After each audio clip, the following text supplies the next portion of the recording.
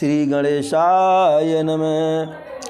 मोसम दीन दीन हितु, मोसम दीन दीन हितु, तुम समान रघुवीर, अस विचारि रघुवंश मणि, हरहु विषम भवभीर। जय जय सीताराम। एक बार दुर्भाग्य से एक विद्वान पढ़ी लिखी सुशील कन्या का विवाह एक महामूर्ख व्यक्ति से हो गया। जब वह ससुराल गई तब उसे पता चला कि हमारा पति इतना बड़ा मूर्ख है। वहाँ अपनी पत्नी धर्म को निभाते हुए ससुराल में कुछ महीने व्यतीत की। उसके बाद वह अपने मायके अपने माता पिता के घर आई। जब यहाँ माता पिता के घर आई तो गांव के लोग जो है सखी सहेली इत्यादि जो उसकी थी पूछी कि आपके पति कैसे हैं, आपके पति कैसे हैं। तो कही कि हमारे पति एकदम विद्वान पढ़े लिखे और बुद्धिमान हैं। वह बात को जो है मैनेज करना चाहिए, दबाना चाहिए कि अपनी विपदा किसी दूसरे से कहने से क्या फ़ायदा है, लेकिन होनी तो हो करके ही रहती है। कुछ दिन व्यतीत हुआ तो उसका महामूर्ख पति ससुराल में आया। अब यह सोची कि ससुराल में आया तो अब तो भेद खुल जाएगा, लेकिन यहाँ भी कोशिश की कि किसी भी प्रकार से इनके मूर्खता का परिचय यहाँ के लोगों को न मिले जो है। शाम को आए और पत्नी जो है उनके लिए स्वादिष्ट भोजन की व्यवस्था की, पूरी सब्जी बनाई जो है कि थके होंगे अच्छा अच्छा व्यंजन कर लें जो है।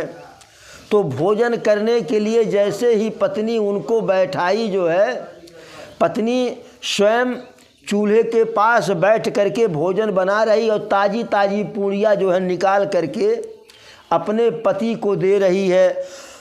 और पति कर क्या रहा है, वह एक एक पूड़ी जो है बिना उसमें कोई टुकड़ा किए सीधे मुंह में जो है खाते हुए चले जा रहे हैं।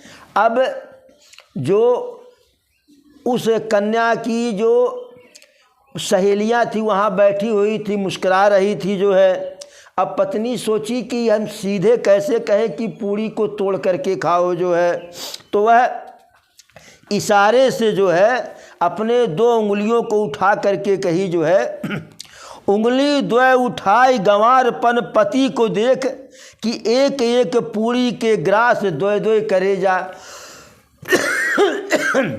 तो कही कि एक एक पूड़ी के ग्रास द्वय द्वय करे जा, कि पूड़ियाँ इतनी छोटी भी नहीं है कि जिसके जो है दो टुकड़े न हो सके, दो कौर न हो सके जो है।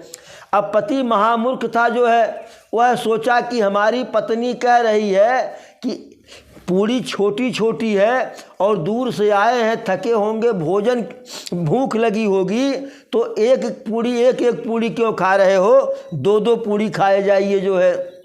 अब पति क्या किया, एक साथ दो पूड़ी रखे और उस पर सब्जी रखे जो है, और दोनों एक साथ खाने लगा जो है। तो पति ने किया क्या, दुई दुई जब पहुँचावे लगो मूढ़ जब एक साथ।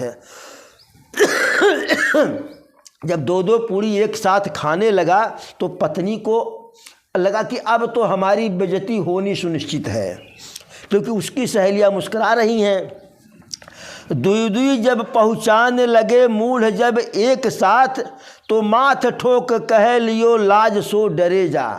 तो उसने माथा को ठोका पत्नी ने कि अरे कम से कम कुछ तो लाज करो, कुछ तो शर्म करो। अब पति तो महामूर्ख था जो है, तो पति के समझ में आया कि हमारी पत्नी यह कह रही है कि पूड़ियाँ अत्यंत पवित्र हैं, इनको भोजन करने के पहले, पाने के पहले जो है सिर पे जो है चढ़ा लिया जाए। तब वह मूर्ख पति क्या कर रहा है, पावे के प्रथम इन पूजनीय पूड़ी को शीश पर धरे जा। तो वह उन पूड़ियों को जो है पहले दो पूड़ी रखता था, उसके बाद उस पर सब्जी रखता था, फिर सिर पर लगा करके तब जो है भोजन करता था। अब ये कदम जर गई पत्नी जो है। पत्नी क्रोध में बोली, बोल उठी रोष भरी चूल्हे से चतुर नार, कि अब इनको कैसे समझावें। बोल उठी रोष भरी चूल्हे से चतुर नारी, अरे चूल्हे जैसे आपने प्रथम जरे तैसे ही जरे जा। अब वह सोची बेचारी कि इससे तो बढ़िया कि जैसे पहले एक एक पूरी खा रहा था हमारा महामूर्ख पति, एक एक पूरी खावे कम से कम बदनामी होगी। तो कही जो है बोल उठी रोष भरी चूल्हे से चतुर नारी, अरे चूल्हे जैसे आयो प्रथम जरे तैसो ही जरो जा। लेकिन वह महामूर्ख पति जो है उसके समझ में कुछ आया ही नहीं, और वह दो पूड़ियों को एक साथ उस पर सब्जी रखे और सिर पे चढ़ावे तब खाए।